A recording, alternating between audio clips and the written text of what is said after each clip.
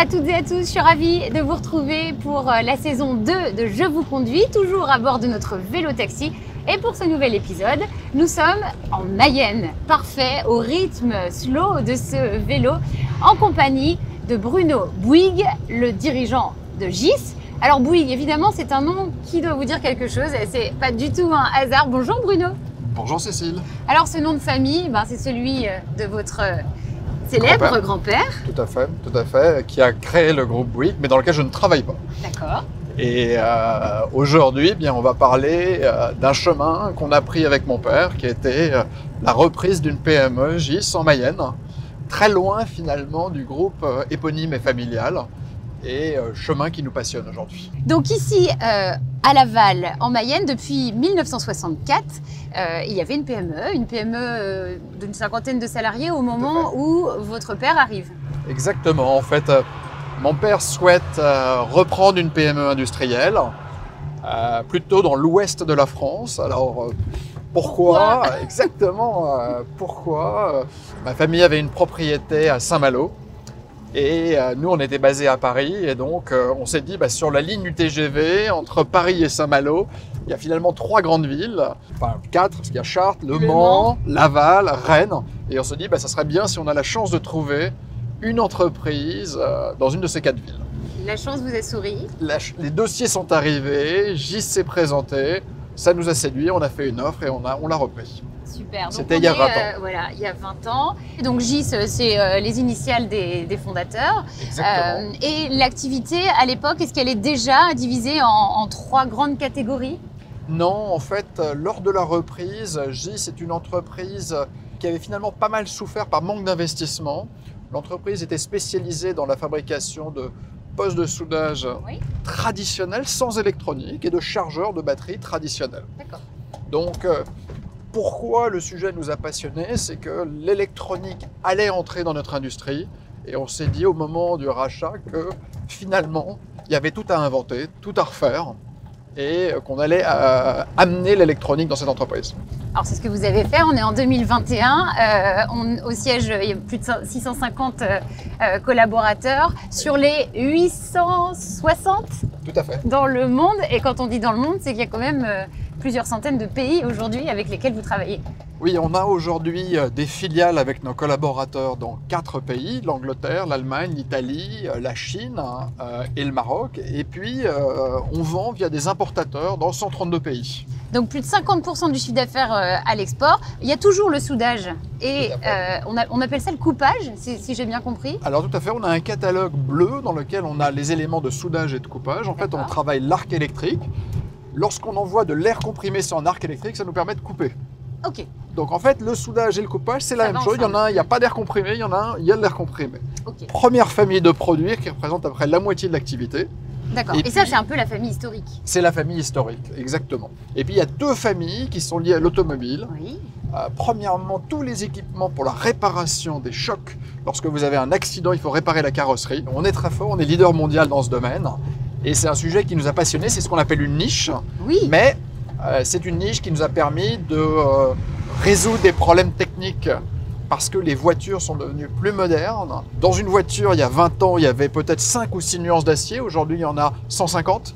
Comment est-ce qu'on fait pour travailler toutes ces nuances alors qu'on n'a pas la connaissance? Il faut développer de l'intelligence, des logiciels, de la reconnaissance automatique de matériaux. Et c'est là où l'électronique, les maths, les logiciels ont permis de faire la différence. Et on a été un des premiers au monde à lancer ces technologies dans la réparation automobile. Donc leader sur ce créneau. Et puis et le 3e catalogue, la charge de batterie, qui a été le parent pauvre de l'entreprise pendant 20 ans et qui en ce moment explose, puisque l'électrification de tout fait que nous sommes noyés sous les projets techniques en ce moment.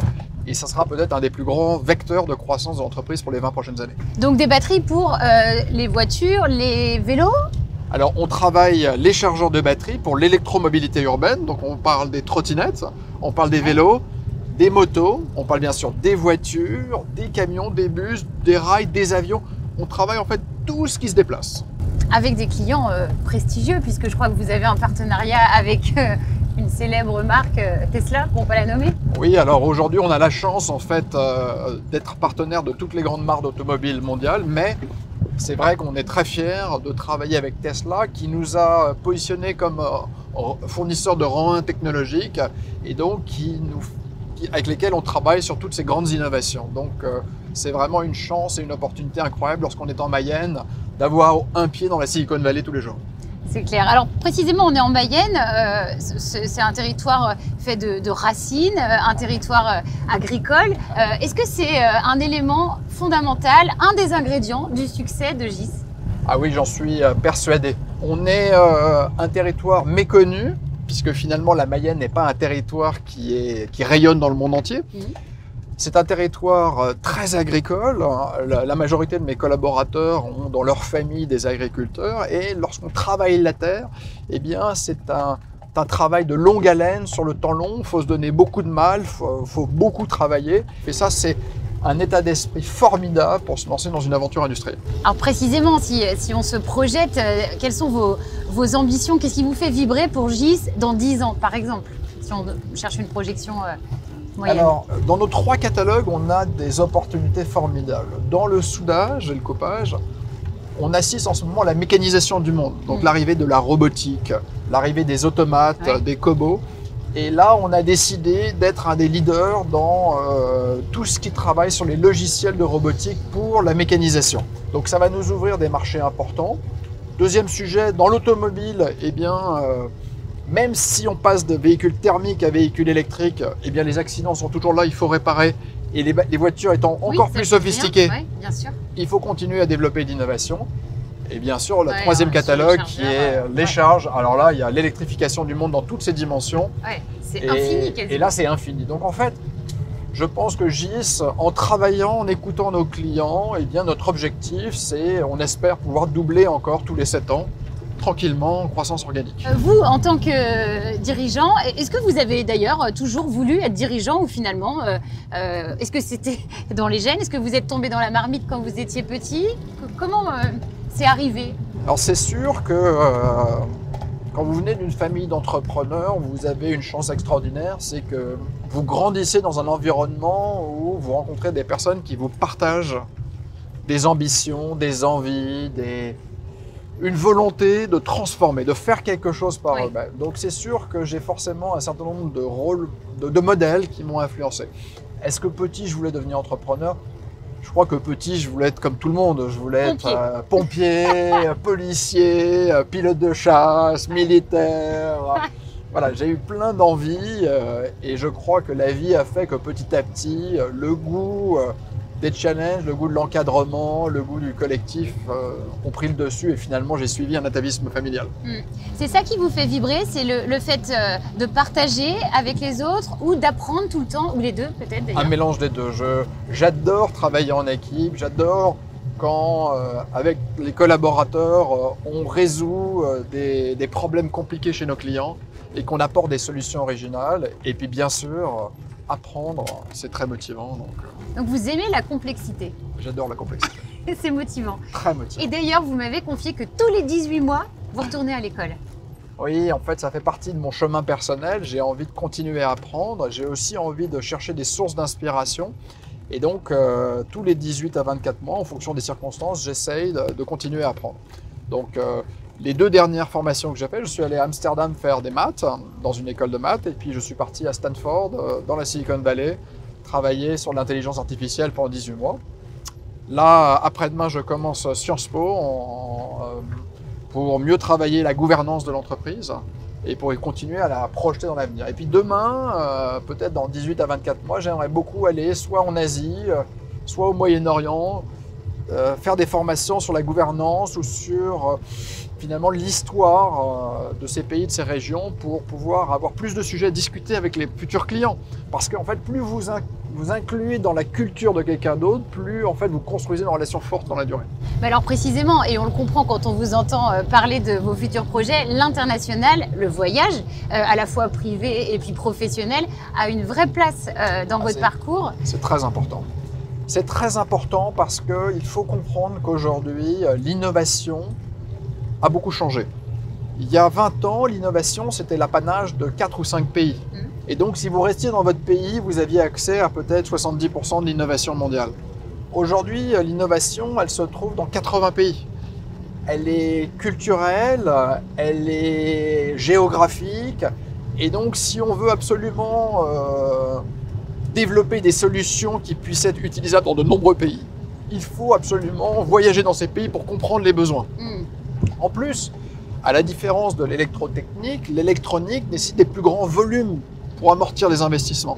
Donc il faut toucher des populations plus grandes. Et donc il faut absolument voyager pour bien augmenter son terrain de jeu. Quand vous n'êtes pas en voyage ni à l'entreprise, et justement pour décompresser, qu'est-ce que vous faites? Quels sont les loisirs, les sports? Enfin, qu'est-ce qui vous fait du bien pour vous ressourcer? Je pense que je suis cérébral nativement et donc moi ce que j'aime beaucoup c'est jouer aux échecs. Donc déjà quand j'ai du temps je joue aux échecs. Seul? Avec, en famille? Alors je commence à mettre ma fille, sinon je joue sur des applications, je trouve ça très agréable. Sportivement, je me suis remis à courir et là depuis quelques semaines j'ai décidé de me mettre à un art martial. Ah, lequel? C'est un art martial de combat rapproché en fait, donc c'est un mélange de MMA et d'art martial chinois. Et donc c'est un art martial qui demande beaucoup d'entraînement physique. Ok. Donc c'est bon, c'est très bon pour mon très cardio. Exigeant. Voilà, c'est exigeant et ça demande surtout beaucoup de précision puisqu'on est en contact rapproché. Ok. Donc ça c'est très intéressant. Et puis j'avais une vieille envie que je vais mettre en place. Je n'ai pas eu l'éducation musicale. Et donc là, j'ai décidé de commencer à me mettre un peu à la musique. Donc je pense que je vais me diriger tout doucement vers le piano. J'aimerais bien petit à petit me mettre à jouer d'un instrument. La dernière question, ça va être se projeter après-demain. Si vous pouviez émettre comme une bonne fée sur un berceau un vœu, un souhait pour Gis, ça serait quoi? Sans aucune limite, tout est possible. Si on pouvait avoir le même enthousiasme dans les 20 prochaines années qu'on a eu sur les 20 dernières, ça serait exceptionnel. Donc de l'enthousiasme partout. Et du rêve. Ce que j'espère, c'est que mes collaborateurs continuent à rêver et à partager leurs rêves pour qu'ensemble, on puisse justement construire cet avenir qui nous attend. Merci beaucoup Bruno. Merci beaucoup. C'était Bruno Bouygues donc pour cette balade au rythme de la Mayenne, donc à bord de notre vélo-taxi. Merci beaucoup de nous avoir suivis. Ainsi s'achève ce nouvel épisode de Je vous conduis. On se retrouve très vite. À bientôt. Je vous conduis vous a été présenté par CIC West.